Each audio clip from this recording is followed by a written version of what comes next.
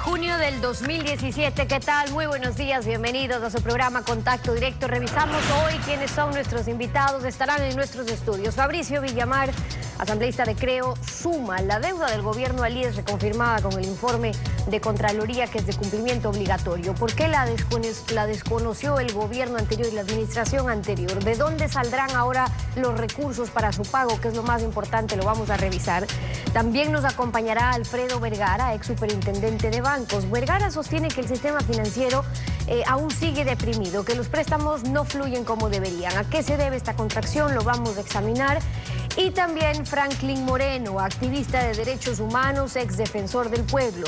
La consulta a la Corte Interamericana de Derechos Humanos sobre la compatibilidad de la ley de comunicación con estándares internacionales de libertad de expresión. Es una vía directa, una reforma rápida, concreta, constitucional. Lo revisaremos. La actualidad, los protagonistas, el análisis y la información. En Contacto Directo. ¿Qué tal, Lenin? Buen día, ¿cómo te va? Muy bien, Estefi, amigos televidentes, un buen día para todos. Esta mañana nos acompaña el asambleísta por la Alianza Creo Suma, integrante de la Comisión de Relaciones Internacionales, Fabricio Villamar. Asambleísta, buenos días. Siempre un gusto, buenos días. Usted afirma que el Instituto Ecuatoriano de Seguridad Social vive una situación de crisis financiera. ¿Por qué lo afirma? Esta es una historia que comienza en 1942, cuando se crea el sistema de jubilación del Ecuador, en donde se establece que el 60% de los aportes para la jubilación viene de los particulares y el 40% del Estado. El problema es que a la vuelta de todos esos años el Estado ha sido siempre moroso. Y cuando en el año 2008-2009 se reconoce por parte del Estado ecuatoriano la deuda, se reconocen alrededor de 888 millones por este concepto, cuando se había determinado más o menos que esta deuda era sobre los 2.500 millones. Y de ahí en adelante, desde el 2009 en adelante hasta la presente fecha, el Estado sigue sin pagar. Sin embargo, pide préstamos permanentemente al IES. Ahora, ¿cómo es posible esta situación si en el 2015, cuando la Asamblea Nacional eliminó la obligatoriedad del aporte del 40% del Estado para el Fondo de Pensiones, se dijo que la institución tenía un superávit de 509 millones de dólares? Así lo señaló en la Asamblea el entonces y todavía presidente del directorio del IES, Richard Espinosa. El problema no está ahí. El problema es que el seguro entrega varias prestaciones, entre esas salud, jubilación, enfermedades catastróficas. El problema surge entonces cuando el fondo de jubilación de los ecuatorianos es utilizado para cubrir la gran deuda de salud que se tiene. Y lo que hacen es que sacan plata de lo que es la jubilación de los ecuatorianos para meterla en salud. ¿Por qué? Porque el costo de atención de salud fue aumentado por una decisión de la Asamblea y por norma constitucional para incluir ya no solamente a los ciudadanos que tienen hijos de hasta 6 años, sino cubrir hasta los de 18 años, más las jefas de hogar, más las enfermedades catastróficas, más todas las garantías constitucionales, sin preocuparse de cómo se va a financiar eso. De tal manera que, con 2.8 millones de afiliados activos, el seguro está cubriendo a 6.8 millones de personas. No hay modelo que pueda aguantar este tipo de exacción de recursos de la seguridad pública. Efectivamente, en noviembre del 2010 la mayoría legislativa aprobó un paquete de reformas que aumentó el monto de la pensión jubilar, que permitió que los hijos de los afiliados de hasta 18 años pudieran ser atendidos en las unidades médicas del IES sin aportar a la institución. También estos servicios se extendieron a los cónyuges y también a los viudos, viudas con un copago mínimo. Fue el haber ampliado este universo de personas que pueden recibir atención sin aportar lo que terminó debilitando el Fondo de Salud del IES. No solamente eso. Es decir, yo creo que si es que tenemos una constitución que garantiza derechos, hay que respetarla. Pero el primer llamado a respetarla es el gobierno. Ahora bien, ¿qué gobierno ha estado al frente del manejo de los recursos de los ecuatorianos durante 10 años y medio? El gobierno de la Revolución Ciudadana. Pero es muy fácil generar derechos sin decir quién va a pagar por estos derechos. Y en la práctica lo que ha hecho el gobierno es, de alguna manera, esquivar su responsabilidad sobre el problema que genera. Pero no queda ahí. En el año 2015 finalmente deciden que el Estado ya no le va a pagar a la Seguridad Social el 40% establecido en la ley desde la década del 40 del siglo pasado para las jubilaciones. En ese momento ya existía un déficit actuarial de tal manera que las futuras generaciones ya tendrían problemas para que el seguro les reconozca sus jubilaciones. Pero a partir del año 2015 el problema es mucho mayor y cada año se va afectando mucho más porque el seguro está practicando un proceso de desinversión. Es decir, la plata que tenía garantizada para las jubilaciones la está sacando para ponerla en salud, de tal manera que las futuras generaciones, los jóvenes que nos están escuchando, no tienen garantía de tener una jubilación. El problema es real, existe y ha sido creado por la revolución. Y hay un problema adicional. En el 2016 se eliminó una deuda de 2.506 millones de dólares. Desapareció de los balances y yo lo quiero invitar a escuchar a usted qué es lo que decía el presidente del Consejo Directivo del IES, que desapareció esa deuda de un plumazo. Vamos a escuchar qué decía en febrero el titular del directorio y qué es lo que dice ahora, que la Contraloría ha reafirmado que esa deuda sí existe y que se la debe pagar. No es que, compañero, no es que desaparecen. Lo que se decía es, básicamente, estos 2.000 millones de dólares son incuantificables. ¿Qué hace aquí? ¿Cómo verificas a quién atendiste, cómo atendiste? No de ahora, no de nuestro gobierno, sino de siempre, para empezar. ¿Cómo cuantificas? Y lo peor de todo es, ¿y quién supuestamente hubiese tenido que pagar? Además, Espinosa explicó que no existe un reglamento para determinar que este valor sea una deuda del gobierno con el Fondo de Salud del Seguro Social. No existía tal deuda, porque esta se derivaba a través de una ley privatizadora que no tenía ni siquiera reglamento. La próxima semana nosotros enviaremos una carta de solicitud al Ministerio de Finanzas para que se cumpla con el respectivo pago que ha sido dispuesto por esta auditoría. La Contraloría, en su examen especial, dice que debemos incorporar en los estados financieros 2.527 millones de dólares hasta septiembre del 2016, más 351 millones de dólares hasta la presente fecha. Es decir, estamos hablando de 2.878 millones de dólares. En este tema siempre hubo una contradicción, porque mientras el expresidente Correa y sus funcionarios decían desde el 2015 que era ilegal, que la deuda no existía y que no la iba a reconocer y menos a pagar, el mismo gobierno de Rafael Correa reconoció en actas de mayo del 2008, de mayo del 2010 y de abril del 2012 que esa deuda existía y se comprometía en esas actas a honrarla. La decisión de la Contraloría es vinculante, debe cumplirse, y la pregunta es, asambleísta, ¿de dónde va a salir ese dinero? Porque el gobierno tampoco es que tiene 2.000 millones de dólares guardados. Pongamos en orden las cosas. En el año 2012 ya se exige de parte de la Contraloría el pago y se le dice al IES, usted tiene que pagar en el 2012. Este informe recién es puesto a la luz en el año 2015. En el mismo año 2015 se pide que se haga el pago por parte del Ministerio de Finanzas. ¿El Ministerio de Finanzas de quién? De la Revolución, pero tampoco lo hace. Sin embargo, en ese mismo año, el señor Camilo Torres, porque adicionalmente ni siquiera tienen la valentía de poner su firma, sino que ponen encargados para tomar este tipo de resoluciones, dice que la deuda es imposible de reconocerla porque no existe un reglamento. Ahora bien, ¿quién es el que dice que no se tiene que reconocer la deuda? El presidente de la República de ese entonces. ¿Y quién es el que tiene que emitir los reglamentos de acuerdo a la Constitución? El presidente de la República. De tal manera que, ecuatorianos, fíjense, si es que lo de Odebrecht parece un robo gravísimo a los fondos del Estado, esto es un atraco a los recursos privados de los ecuatorianos que iban a servir para su jubilación. Es básicamente el Estado diciendo, ya me dieron pagando, ahora yo ya no quiero reconocerles la deuda, y tratan de hacerlo por medio de leyes. Leyes en donde en la Asamblea Nacional la mayoría la tenía Alianza País. Y lo que hacen es convertirle al Estado ecuatoriano solamente en deudor subsidiario y garante en el caso de que la Seguridad Social entrara en un proceso de quiebra.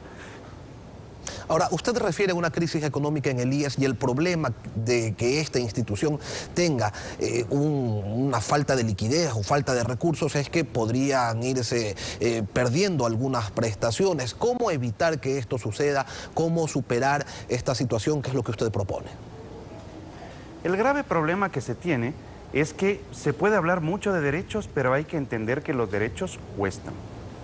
Y por lo pronto, para poder ampliar la base de contribuyentes, tiene que generarse empleo.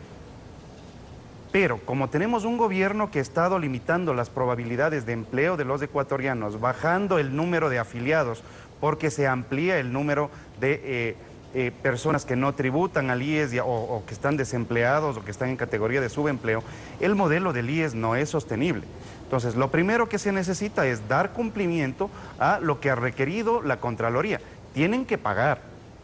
Lo segundo es, esa falta del 40% que nos quitó el presidente Rafael Correa a la gente que se va a jubilar, hay que volverla a poner en las garantías de la seguridad social. Y finalmente la Contraloría también plantea, perdón. ¿De cuánto estamos hablando con ese 40%? Bueno, hasta el momento, hasta el año 2008-2009 se calculaba que el déficit actuarial era de alrededor de 3.500 millones. El informe de Contraloría dice que la Asamblea Nacional tiene que generar una ley que le obligue al Estado ecuatoriano a cubrir el déficit actuarial para poder evitar la quiebra futura de la seguridad social.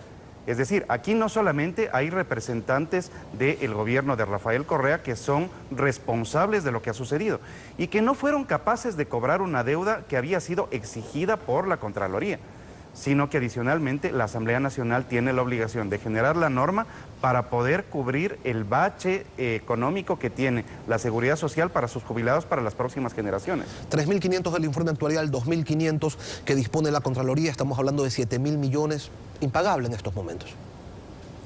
Bueno, el problema es que es posible que no sea pagable en estos momentos, pero si es que no hacemos algo como país en donde es necesario que parte de la extendida de mano del presidente de la República sea con los jubilados, sea con las personas que tienen enfermedades catastróficas, pero sobre todo con quienes están aportando a la jubilación, al Seguro Social ecuatoriano, para cubrir lo que el Estado ecuatoriano adeuda.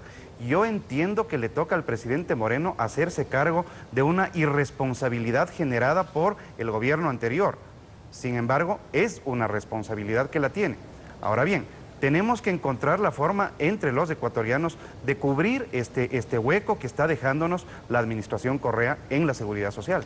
Fiscalizar esas irresponsabilidades, como usted las llama, de funcionarios del gobierno anterior, ¿está también en su agenda? Es necesario, porque resulta que lo que han hecho es un crimen contra la seguridad social. Imagínese que tenemos en el mes de agosto del año 2016 el reconocimiento de la deuda del Estado. Y en septiembre del 2016 inmediatamente borran la deuda que el Estado ecuatoriano tenía con la seguridad social.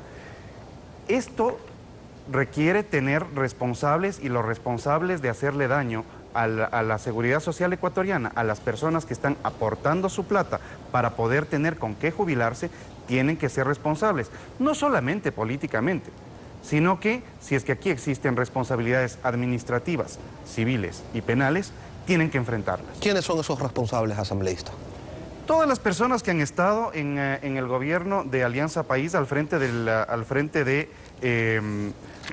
seguridad social. ¿El expresidente Correa también? Bueno, el expresidente Correa lo que daba eran las directrices de lo que se tenía que hacer aquí. Ahora, volvamos a lo principal. ¿De quién es la plata de la seguridad social ecuatoriana? De los trabajadores, de los particulares que vienen aportando. Pero ¿quién ha estado administrándola? Precisamente la entidad que no paga su parte para la seguridad social, que estaba representada por el presidente Correa. Asambleísta Fabricio Villamar, de Creo Suma, gracias por acompañarnos esta mañana. Un buen día para usted. Siempre un gusto, buenos días. Son las 7 de la mañana con 15 minutos. Ya nos vamos a una pausa. Al regresar, quédese en nuestra sintonía. Estará Alfredo Vergara, ex superintendente de bancos. Vamos a hablar sobre depresión en el sistema financiero. Aún se mantiene, sostiene Vergara. Lo argumenta con cifras del Banco Central. Las vamos a revisar al volver. Quédese en nuestra sintonía. Los políticos honrados se quitan de en medio cuando cae sobre ellos la sospecha. Lo dijo Antonio Gala, dramaturgo, poeta y novelista español.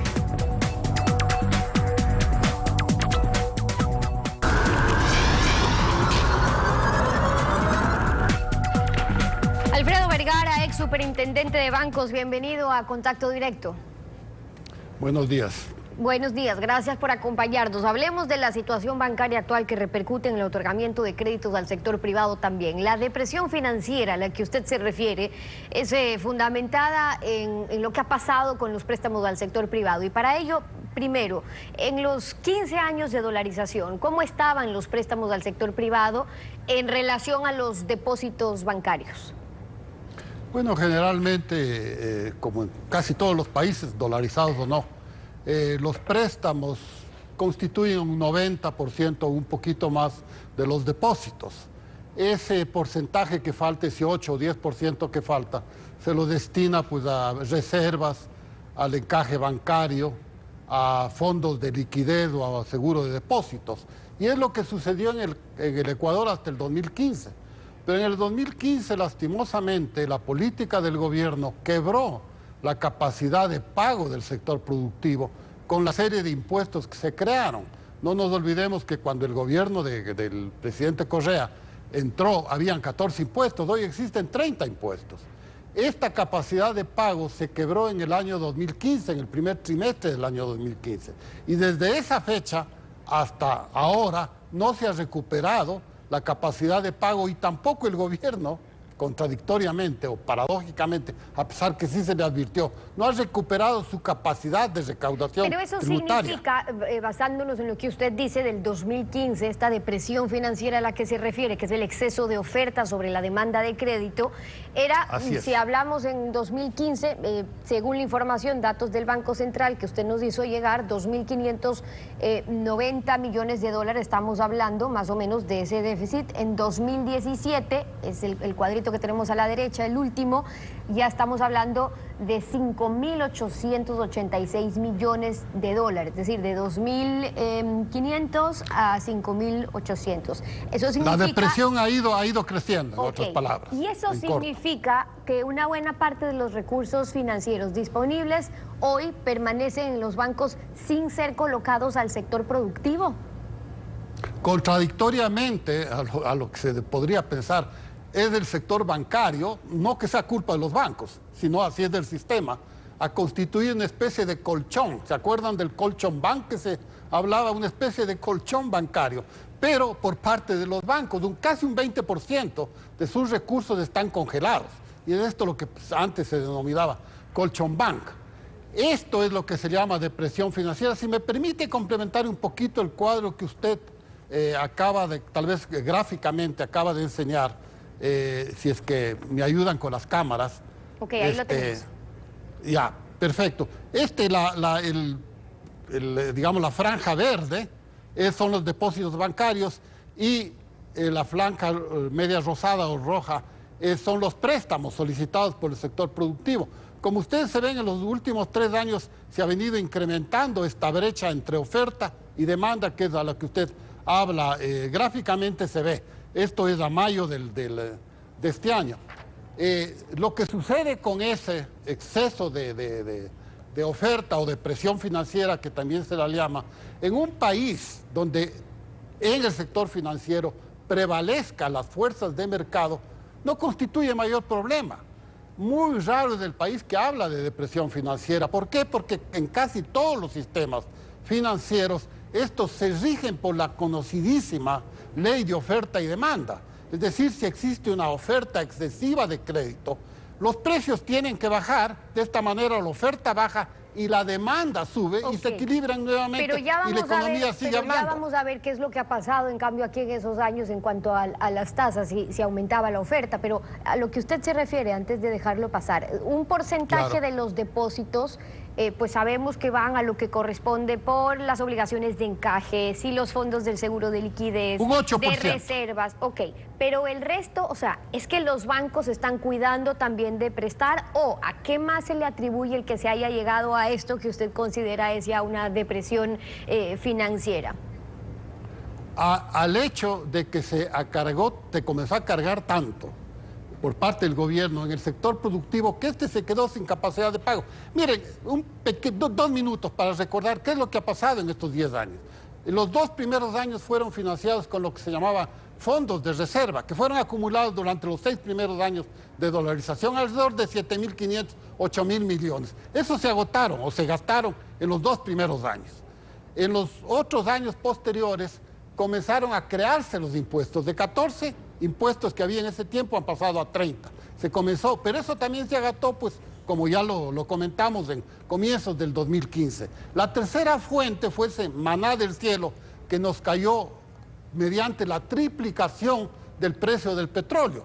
De alrededor de un menos de 50 subió en algún momento a 140. Eso sucedió entre el año 2010 y 2014. Eso también se agotó y esperemos que algún día vuelva, pero le aseguro que en la próxima década no será. Y la última cosa, que la última fuente que hemos tenido es el endeudamiento público, tanto interno como externo. Eso también nos está costando un ojo en la cara y actualmente el 100% del servicio de la deuda, capital más intereses, tienen obligatoriamente que ser cubiertos con nueva deuda. Es decir, hemos llegado a un límite ya casi imposible de sostener. Cierto es que como es un crédito caro, a plazos muy cortos y a tasas de interés altísimas, sobre el 10%, se la puede reestructurar, se habla de una reingeniería, pero eso nos va a dar un alivio de muy corto plazo y muy exiguo. Así que tenemos que buscar otra fuente, y esa fuente es la que usted está hablando. Bueno, pero también, la fuente que tenemos de nuestros propios bancos. Paralelo a esto, tenemos que todavía hay empresas que no creen que es un buen momento para endeudarse. Hay incertidumbre en ciertos sectores. Revisábamos los porcentajes en cuanto a la demanda de crédito, por ejemplo, el sector de la construcción y cómo ha bajado del año pasado, lo que va del 2017. Pero ahora, uno pensaría que las tasas, a lo que usted ya se refería, ante la falta de demanda, pues deberían bajar. Pero lo que hemos visto es que más bien han permanecido casi estáticas. ¿Pero a qué responde? Cierto es que el gobierno fija un techo, pero ¿podrían bajar? Claro que podrían bajar si se aplica para fijar las tasas, no a dedo, como lastimosamente desde el año 2008, cuando la Asamblea de Montecristi declaró ilegal o inconstitucional la ley de competitividad financiera que nosotros hicimos aprobar a inicios de este mismo gobierno. En julio del 2007, la ley de competitividad financiera que posibilitó la competencia entre bancos en cuanto a tarifas, costos y tasas de interés. Las tasas de interés en ese tiempo, en ese corto periodo, un poquito más de un año que estuvo vigente la ley de competitividad financiera, las tasas de interés bajaron en un 30%, las tarifas y los costos bajaron en la mitad y se bancarizaron, entraron nuevos demandantes de crédito al sector privado por 220,000. Que constituían aquel entonces un poco más del 20% de los clientes de los bancos. Es decir, aquí ya se puso en práctica eso y dio resultado.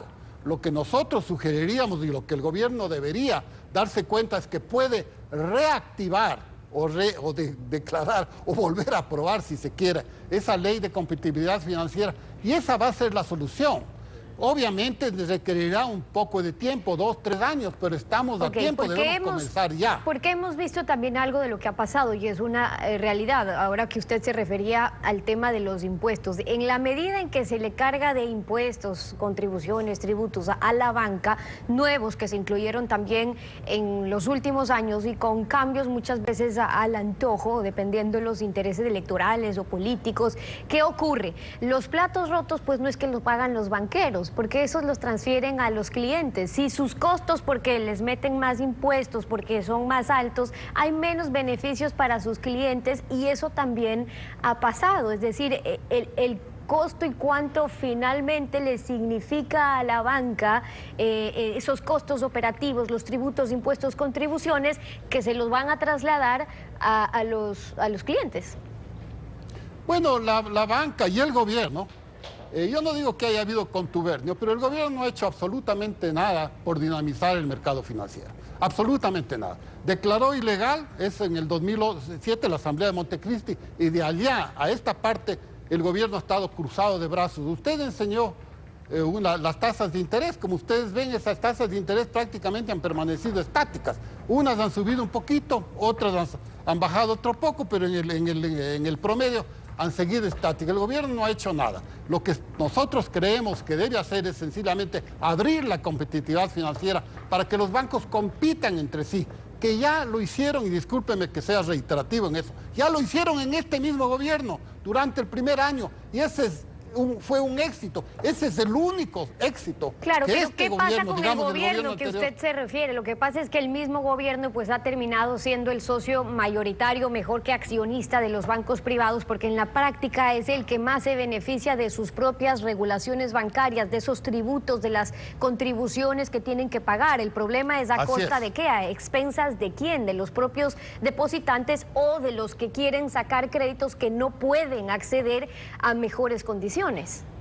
¿A costa de quién? A costa de la pequeña empresa, de la mediana empresa, del microempresario, a costa del sector productivo.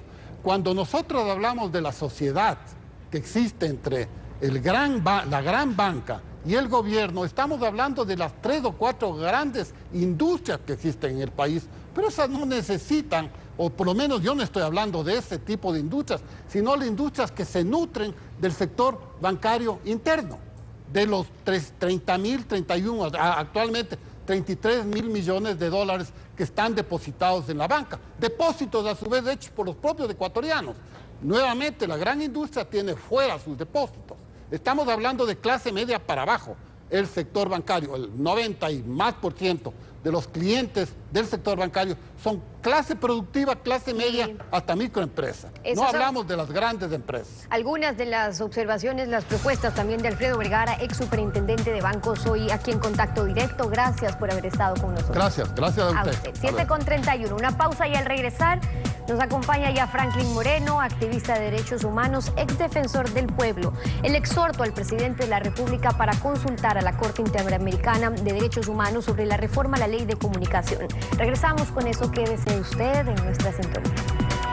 Es muy difícil hacer compatibles la política y la moral, lo dijo Sir Francis Bacon, filósofo y estadista británico.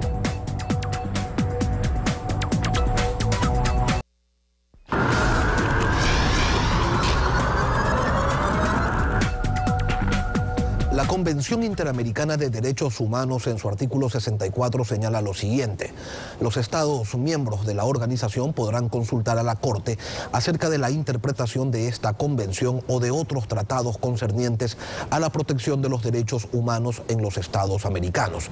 La Corte, a solicitud de un Estado miembro de la organización, podrá darle opiniones acerca de la compatibilidad entre cualquiera de sus leyes internas y los mencionados instrumentos internacionales. Esta mañana nos acompaña el doctor Franklin Moreno Quesada, activista de derechos humanos, ex defensor del pueblo, quien ha realizado un exhorto al presidente de la República para que solicite a la Corte Interamericana de Derechos Humanos una consulta sobre la compatibilidad de la Ley Orgánica de Comunicación con la libertad de expresión y pensamiento, que consta en el artículo 13º de esta Convención Americana de Derechos Humanos. ¿Cuál es la intención, doctor Moreno? Buenos días. Muchísimas gracias, amigos de Coavisa. Indudablemente que el sistema de protección internacional les asigna que los estados parte de la Convención Americana sobre Derechos Humanos cobijen a los habitantes de su territorio de la protección de sus derechos y libertades para que lo puedan disfrutar, gozar de una manera efectiva y no estén sometidos a menoscabos, a violaciones por parte del poder público. Porque ustedes saben que el Estado es una creación humana, una creación del hombre para su beneficio y bienestar. Y por eso la comunidad internacional impone deberes que se derivan de una manera correlativa en la relación entre el ser humano y el Estado. La supremacía de los derechos humanos impone al Estado deberes de respetar los derechos. Y en este caso, a pesar de que Ecuador está inserto en el sistema interamericano de derechos humanos como Estado parte de la Convención Americana sobre Derechos Humanos, El Ecuador, el Estado ecuatoriano, a través de la Asamblea Nacional Constituyente y a través de la conducción por el expresidente de la República, mutilaron el contenido social del contenido individual de la libertad de expresión contenida en el artículo 13 de la Convención Americana. Porque, ecuatorianos, la libertad de expresión es el derecho a emitir con libertad pensamientos y opiniones y concomitantemente, simultáneamente, el derecho a buscar, recibir y difundir informaciones. Difundir informaciones.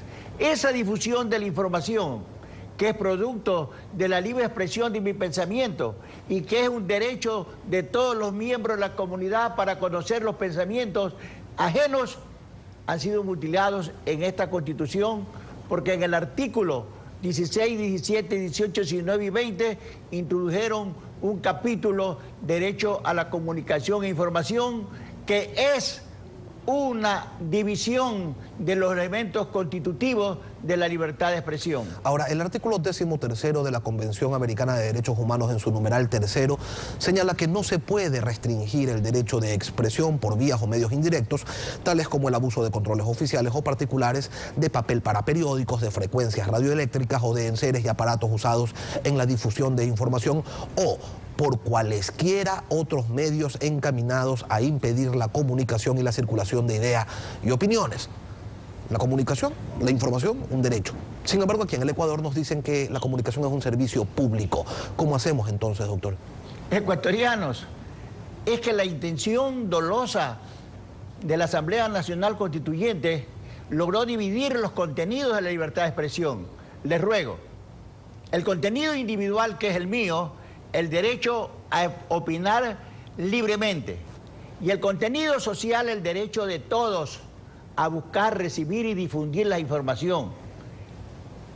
La Constitución ecuatoriana segmentó, dividió lo indivisible, porque hay múltiples jurisprudencias interamericana e inclusive de la Corte Europea, donde establece que el contenido social e individual son dos cosas como el as y el en vez de una hoja, como las dos caras de una medalla, que son inseparables. Y entonces, ecuatorianos, a pesar que la libertad de expresión es un derecho civil, el Estado la consideró como si fuera un derecho económico, social y cultural. ¿Y cuál es la diferencia entre uno y otro? Es que los derechos civiles y políticos son inherentes al ser humano. Inherentes quiere decir que son consustanciales a la integridad de la persona. Y esos derechos que son inherentes no se pueden interferir, no se pueden interferir. Por eso es que el Estado tiene el deber de abstención, no puede tocarlos. Ahí está un ejemplo, Paraguay, que en el artículo 26 de la Constitución prohíbe toda ley que se refiera a la libertad de expresión. Doctor ¿Y Moreno, qué hace, perdóneme, pero qué hace el Estado ecuatoriano? Considera que la comunicación, que es parte constitutiva de la libertad de expresión, es otro derecho, y dice que es un derecho económico, social y cultural. ¿Y qué son los derechos económicos, sociales y culturales? Aquellos que son esenciales para que el ser humano pueda mejorar su calidad de vida, como el derecho a la educación, como el derecho a la vivienda. Pero estos derechos económicos, sociales y culturales son proveídos por el Estado, y por eso el Estado tiene el derecho de controlarlos y regularlos. Pero la libertad de expresión no tiene ese derecho. La obligación es de no interferir, de no tocar los derechos civiles y políticos. Entonces el Estado los segmenta, y al dividirlo crea organismos de control y regulación como el CORDICON y el SUPRECON.